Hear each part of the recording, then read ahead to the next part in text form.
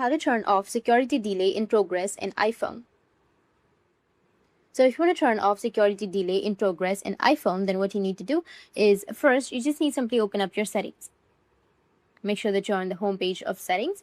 Now here, if you change your password or you've logged out, or if you've done any sensitive actions, then you might find this kind of issue, which is that security delay in progress and you may wait for 1 hour.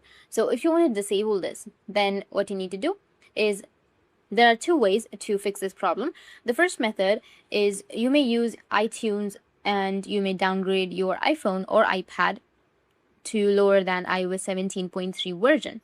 And the second method is to open up your settings and scroll it down, and there will be an option of Face ID and password. You need to click on it, enter your password. After that, scroll down again, and you will have an option of stolen device protection. Once you find it, you need to tap on the option, and if this is turned on, you need to make sure that this is turned off.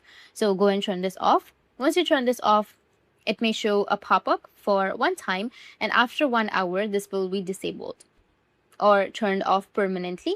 And after this, when you change your password or do any other sensitive action on your Apple ID, then it won't show any security delay after that. You just need simply wait for 1 hour to turn off your stolen device protection. And once you do that, it will turn off your security delay. And if you have any questions, feel free to comment below. Thanks for watching.